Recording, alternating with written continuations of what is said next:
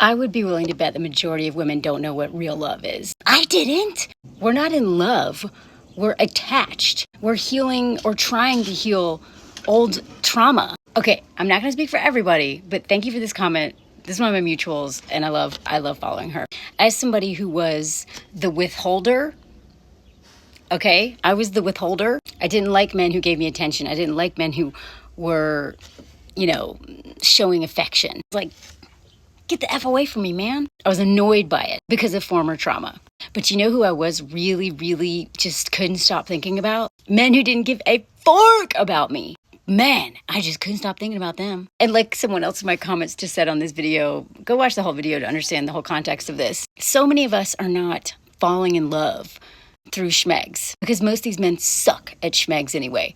And they don't even know where the plant is. They're selfish in bed. They're selfish in life. And they're really good at giving us breadcrumbs. Always having the upper hand. Always wanting us begging for more. That ain't love. That, I don't know if it's anxious attachment or if it's just trauma bonding. It could be a lot of things, but it's not love. You're not loving somebody in a romantic way, in a partnership way, if they don't love you back. That's not love. That's codependency. That is, oh, my dad never wanted to hang out with me. All he did was watch TV or drink, or he wasn't even there. And so this person reminds me of daddy, but he gives me a little bit of, reassurance every once in a while, which keeps me sticking around, because if I can convince this dude to like me and to love me, he can heal that old trauma. He can be that person that finally breaks the pattern. No, because that man will never do that. A withholding, breadcrumbing dude will never heal that trauma. He will actually only reinforce it and make it worse. So I wrote about this for Shondaland. If anyone wants to read, there's not a paywall if you want to read it. Just Google Shondaland, Melanie Hamlet. This will come up. I knew I wasn't in love with breadcrumb guy. I knew that intuitively, but I couldn't stop thinking about him. I checked my phone. God, it's embarrassing how much I check my phone to see if this guy texted me back. I remember feeling like that I was like possessed, because everything showed this man didn't like me, but he gave me just enough to keep me hanging on to hope. And hope, I love hope in some level. I always try to include hope in my stories, but hope when it comes to romantic relationships, especially in patriarchy and especially when it comes to breadcrumbing men, hope is dangerous. It's actually delusion. I didn't even recognize who I was after 6 months with this dude. Like, I remember the first time that he let me stay at his house. His brother wasn't there. He lived with his brother. So the most important person in his life, he made sure was not there. I never met his friends. He was always in my house. It was basically like he was going on a vacation once a week to Island Melanie, getting, lots of schmags. We going out, we have dinner, we act like boyfriend and girlfriend, and then he doesn't contact me all week. Or he just sends one message, right? Or we'll be texting and then he'll just stop talking in the middle of the conversation. And then I'm like, where'd he go? Then he come back an hour later. Oh, sorry, I had to go to the bathroom. Stuff like that. That is intentional. That is to keep you hooked. And they may not be saying to themselves, I'm going to do this, but they know what they're doing. They know they have the upper hand, and they know that you will keep giving what you're giving and expect nothing in return, or the bare minimum in return, for them to keep their supply coming. You keep getting girlfriend treatment without any of the work. Luckily, I was smart enough when I was dating breadcrumb guy, because he told me straight out he didn't really want a relationship. And I was like, well, that's cool. I'm going to bang a bunch of other dudes. And he's like, I'm too busy to date anyone else, honestly.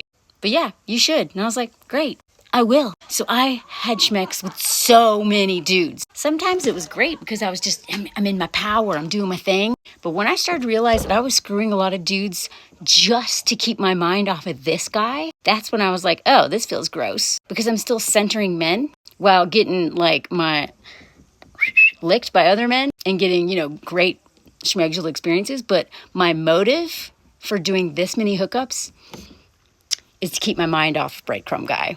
I knew I wasn't in love with this man, but I kept finding myself wanting commitment. Even though I literally, when I thought it out, I'm like, he sleeps in a twin bed and has a Pokemon pillow. And doesn't really add anything into my life, and I'm not quite myself around him.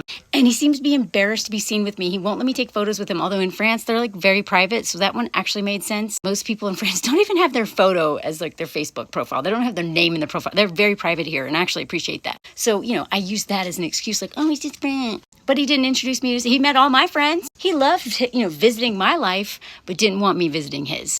I knew I didn't want to date this man. I knew we weren't compatible, and yet I kept pushing for commitment. Why? Former trauma. Being used to a parent, a father, literally like hang out with me and not want to hang out with me. Like, not just my dad, but so much of my trauma from my childhood made perfect sense. I was like, I'm literally doing the same crap. I have found a man who will ignore me most of the time, but give me just enough and say just the right thing to keep me hoping. Fork hope.